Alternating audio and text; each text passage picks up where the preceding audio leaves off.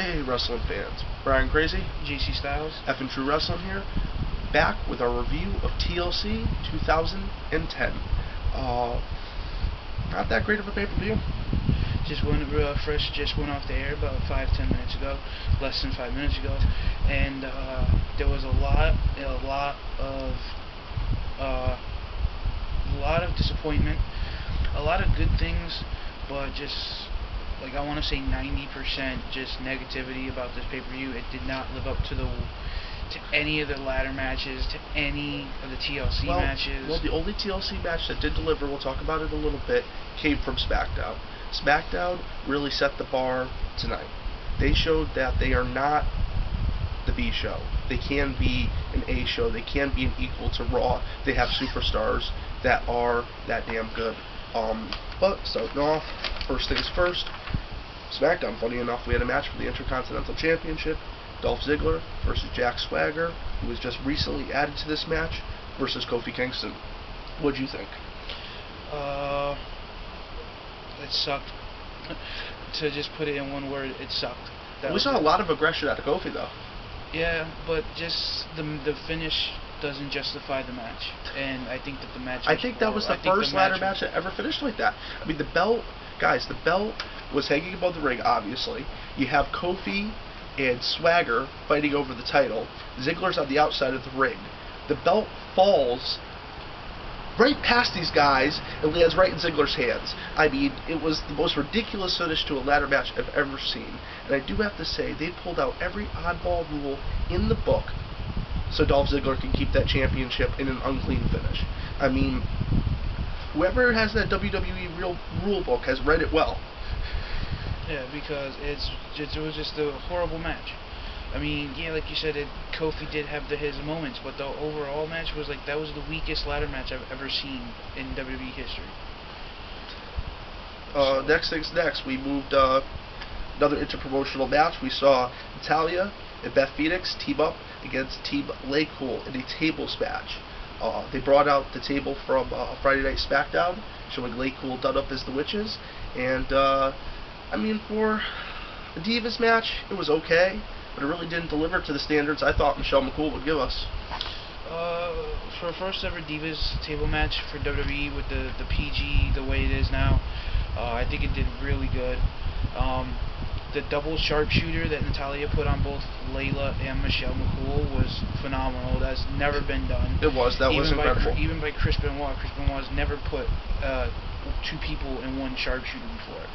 It's never been done. It was innovative, and I have to pull my hats off to the Divas just because it was their first tables match.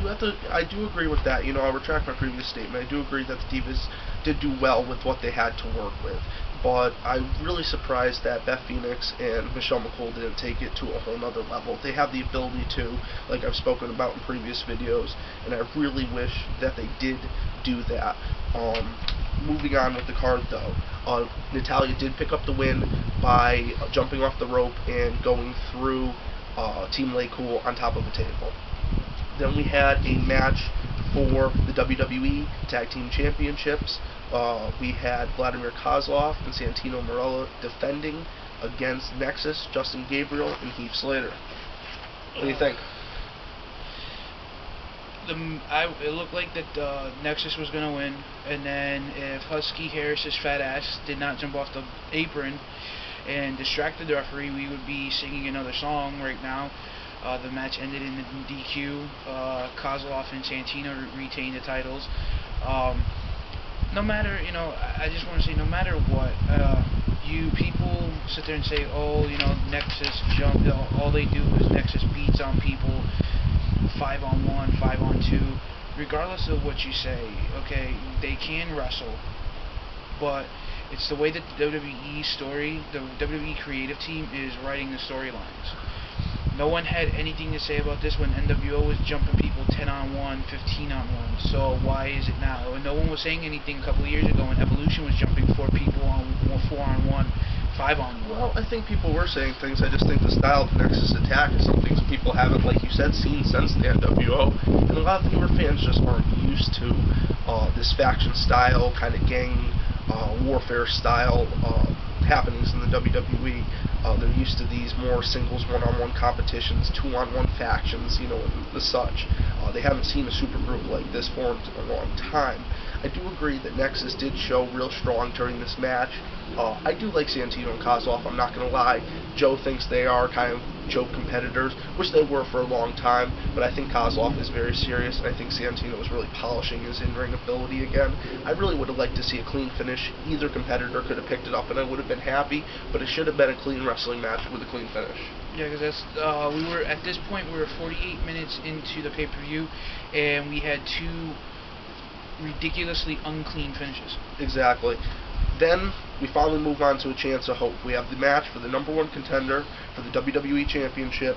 We have John Morrison going against the 2010 King of the Ring, Sheamus. What do you think? Sheamus took it to Morrison.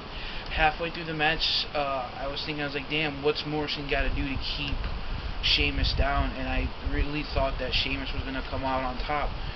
But the thing is, though, right now, and me and Brian were back and forth with each other during this match on AIM, and we were sitting there, we were saying back and forth, is that Miz versus Orton, Miz versus Sheamus. Sheamus would just beat the hell out of the Miz. Morrison versus Randy Orton, it'd be a squash match.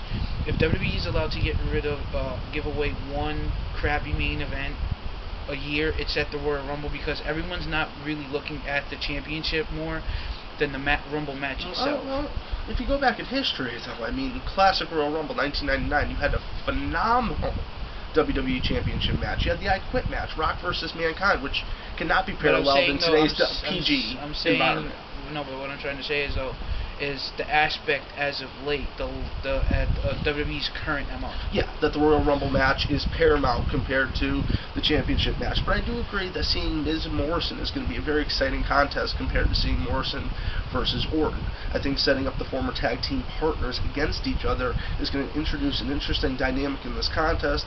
It's going to take it to the limit, and I think we might finally see the Miz show the wrestling ability he does have. What little it is, but show what he does have against somebody that he can actually take it to, and someone that can give it back. Exactly. Well, John without Morrison making him look like he can't wrestle. But John Morrison can more than just give it back. Yeah. I know you agree with that. Yes. But back to the match. Morrison pulled off the victory. It was a very great match. I loved it, especially when Morrison dragged Sheamus down off the top of the ladder, through the ladder on the outside and breaking the ladder in half. I think that right there was Sheamus' downfall. From that moment until Morrison got the contract, he was a champion. I mean, he had that match in his hands. Exactly, and just interject, guys, if you see us both shaking here, it is 11 o'clock and it is very cold here in Connecticut. It's probably about 35 degrees. Maybe a little bit colder than that. We were supposed to get a snowstorm, but it just missed us. So that's why. Let's keep this moving on. Exactly. This boy's got to get a thicker coat, don't you think? Yeah, well, I have to play the part.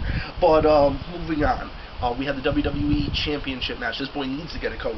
Mr. Hoodie over here. I'm comfy right now. This is probably keeping me a lot warmer than 35 degrees. JC Styles is currently wearing shorts, ladies and gentlemen. It could be below zero. I'm outside rocking basketball shorts. As long as my upper body's warm, I can give two shits about my legs. JC is an incredible guy, ladies and gentlemen. He can bear the cold like no one else. But moving on, WWE Championship match. Now this was early. This was right around 9 o'clock. Yeah, it was 9:16 to be exact. Exactly. We had Randy Orton go against the current WWE champion, The Miz. It was okay. It was an okay match. I'm not going to say it sucked. It was okay. It was okay. The first finish sucked ass. The second finish was a little bit more believable. But the thing is, though, I kind of remember that back tables matches from '99 when they first started doing the tables matches to about 2004, 2005, you actually had to physically power drive your opponent through the table. Exactly. And not just knock him off the apron or off the top. Or knock another opponent through the table. I think that was kind of an interesting finish. But before we jump to the first finish, exactly. Why don't you tell the fans? Alex Riley jumped in the ring while The Miz was out on the floor outside the ring. Or received a powerbomb through the table. Then at that exact moment, The Miz jumped in and gave the skull crushing finale, and while the ref was down, He dragged Orton onto the broken table, ran out, grabbed the ref, and the ref rang the bell. And then, as he saw that Orton was laying down to a broken table, but a couple of seconds later. Well, real quick, you got to give it to the Miz for being ingenuity. He was very creativity. He was very smart. He definitely saw an opportunity to retain his title, and he took it. He took it. You know, like this was very reminiscent of Eddie Guerrero when he used to throw the chair shot. And, you know, we'll come to another match, and I do have to say, I was a little harsh on Rey Mysterio the other day, and we'll come to that in a minute. I thought a lot and hard about it. That's kind of where I'm wearing my Eddie shirt right now, just so I can kind of make my point. But we'll get to that in the next contest. But the first finish was a little controversial. Referee starts the match. Usually doesn't happen in WWE. Usually the finish is the finish. Yes. So, but he saw the instant replay and saw how Orton wound up laying in the broken table, ordered to restart the match, and that's when we came to the second finish. Brian, you want to take that? Exactly. The second finish, a little controversial. Randy Orton's on the apron. There's a table right outside the ring. Miz pushes Alex Riley into the ropes, thus pushing Randy Orton right through the table. Ref kind of looks for a second, like, do I call it? He calls it. Miz retains. Miz didn't directly push Randy Orton through the table. He used A-Rod, who was not even an active competitor in that match. I could understand if it was a three-way dance and he used another competitor to push him through, but I think that's a little controversial. Yes. I think that Miz really should have pushed Randy Orton through. I think it would have made him a decisive, clean finish as champion. Next, but you know what? The aftermath. Miz is champion. Miz is still WWE champion, leading into the next match, which was World Heavyweight Championship. World Heavyweight Championship. You had TLC match, Del Rio, Kane versus Edge versus Rey Mysterio. Best match of the night. Brian Crazy's pick. I don't know if it's JC's pick, but Brian Crazy's pick of the night. Actually, I thought that the John Morrison match was actually pretty interesting. If I had to pick two of my favorite matches on this whole entire card, even though that I am Nexus fan, I would have to say both of the ladder matches. The John Morrison Sheamus for the #1 contender and the World Heavyweight Championship ladder match. The last match of the night, I mean, we saw unsheared brutality, ruthless aggression we haven't seen since 2002. And if you guys remember who used to say ruthless aggression, we'll get to that in just a little bit. We had so many good spots in that World Heavyweight Championship. Oh my God, the World Heavyweight Championship match was incredible. I thought at so many different points in time that Alberto Del Rio or Rey Mysterio was going to be champion. Speaking of Del Rio had the chance to climb up the ladder. I want to say there was at least 2 to 3 minutes of no one being in the ring, and he puts 2 armbar holds on Rey Mysterio. Because he's so obsessed with destroying Rey Mysterio, Joe. That's his focus. He came in, he sees Rey Mysterio as a threat to him. He is the only other Lucha Libre that can be a threat. And I do have to say, Rey Mysterio, in the previous video, I was a little rough on you, man. You have so much talent. I wish you'd just break out a little more new moves. We saw some incredible stuff for you tonight. I almost thought you were going to be champion. I got a little excited about it, to be honest. What a great tribute to the late, great Eddie. That's why I threw my shirt on. You know, sorry about that, man. Keep doing what you got to do. I know you'll probably never see this man. I love that insecurity that Del Rio does in the corner, and then you see it later on when they're on the stage and they just beat the holy hell out of Kane. Oh, it was beautiful. The 3-on-1 was beautiful, but at the end of the night, we got a real swerve. Edge wins. Everyone knew that Edge was going to go. He is the master of the TLC, 10-time World Heavyweight Champion now. Edge has won the title. Very exciting. I'm going to step out of frame for a second, guys, and just see how far we've made it through this video. The next match, which was the main event. Actually, no, we had a dashing Cody Rhodes versus Big Show promo, which plugging his latest movie, Knucklehead. I thought it was a pretty good promo. When I saw Dashing Cody Rhodes music actually come out, I was like, okay, wait a minute. If he's wrestling, they're gonna put him over both main event world title matches.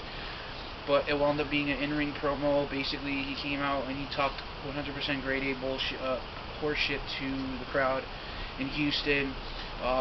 mainly towards the heavy-set people. Then Big Show came out dressed as Santa Claus for the kids and threw out DVDs. And Michael Cole was so happy he got a Knucklehead DVD. But what's so funny though is that Dashing Cody Rhodes comes out, making fun of heavy-set people. But how do you think his father feels? Anybody that knows Dusty Rhodes or even his brother, I mean, they've kind of battled with weight issues their whole lives, and I don't think it's funny in the least bit. I think that these are great competitors that, regardless of their size, have been able to perform better than most of the smaller guys ever have been able to. Yes. So I think he really needs to watch his mouth before his father puts his, big ass foot up his ass. But I mean, I don't think his father would actually mind it, because Dusty Rhodes, when he first came in, I think he was a heel for a little bit in the AWA, and then when also, I mean, to be honest, after the tag team legacy broke up, really wasn't much for Rhodes to really do. They put him in a tag team with Drew McIntyre for a little bit, and that fell through, and there wasn't really much left for him to do. So I think that giving him this gimmick and having him come out and talk shit to the crowd is cementing him as kind of trying to get over in the business. Yeah, he's trying to get over as a heel, and I think that they are doing a good job with it. I do agree. I just think that his angle with insulting people that are a little overweight is kind of, It's disrespectful, but in a way, they have to do it. And exactly, but both of his fathers. But I mean, we're getting a little off subject here. But what I'm really amazed with, before we get to the final match on the card tonight, is that we saw the WWE Championship match first. Then we saw the SmackDown Championship match second. Which it's really trying to cement SmackDown over as not being the B show, like I said earlier in this video. But we'll move right to the main event. We had Nexus member Wade Barrett versus John Cena. Long anticipated contest. We haven't seen them to go at it since Hell in a Cell, which had an unclean finish, which we saw John Cena get screwed and basically have to be forced to join the Nexus. We saw ruthless aggression at John Cena that we haven't seen in a long time, and I think this might be, I don't think quote-unquote heel turn, but I think we're going to see a lot more aggression out of Cena. Yes, he went and he did an AA through 6 chairs set up in the ring. The match itself was pretty interesting. John Cena had some good spots. Wade Barrett had some good spots. He got a couple of kidney shots in when he was tied up in the ropes. They went to AA through the steel chair. Sorry. John Cena ripped down part of this tent on top of Wade Barrett post-match after he won the match, and this match was, I said, was pretty good. It really was. John Cena really did deliver well. Wade Barrett delivered well. I have no complaints. I think both of these superstars have what it takes. I've said it in past videos, and start finishing this up. Overall rating of the pay-per-view. Starting off with the pay-per-view, started off pretty weak, picked up midway, and kind of carried all the way through to the end. A 3 to 4 out of 5. I'm kind of undecided at this point. I think I'm going to have to watch the footage one more time before I can really cement a firm opinion on it. What do you think? Overall, like you said, it started off weak, picked up halfway through, carried itself for a little bit. We had a little midway upset with the whole Miz match. I think a lot of people wanted to see Orton win it, but overall rating, I would say give it a 3.5. Yeah, right in between what I said. Yeah. Being generous. Which comes to the next part. Yesterday we did a video, and I got cut off before I got to finish what I wanted to say. Me and Brian are going to skim through the entire 2010 Raw, SmackDown, and pay-per-views, and we're going to pick our very best 5 favorite memorable moments each. So there's going to be 10 moments from F and True Wrestling for both Raw, for both WWE and TNA. And we're hoping to get this to you guys New Year's Eve night. We're going to get up very early and start shooting so we can get these videos up before New Year's Eve. Don't worry if you can't see it as it's being uploaded. We just want to close out. We started the year off pretty strong here at F and True Wrestling. We want to finish it strong. Exactly. And guys, like I said, we also will be doing Subscriber of the Year, Viewer of the Year, and Shout Out of the Year. So guys, and definitely Supporter of the Year also. 4 categories. Me and Brian, we got a lot of work ahead of us. So if we don't get anything up later in the week for Raw, or because I know his schedule and his wife's schedule is kind of We're a little my hectic schedule right now. is a little hectic, so. But if anything major happens, we'll definitely put up a quick update, guys. Yes. But biggest news of the night, Edge WWE World Heavyweight Champion. Exactly. And guys, thanks for viewing our vids. Hopefully we'll see you later in the week. If we don't, have a happy holiday. Be safe. And don't do anything that we wouldn't do, which is not really saying a lot, because we would do pretty much anything. Anything. So just don't get drunk and start bashing each other over the head with steel chairs, please. I mean, we have done that before. Yes. But for F and True Wrestling, this has been Brian Crazy. GC Styles. And have yourselves a great night. And happy holidays. To you.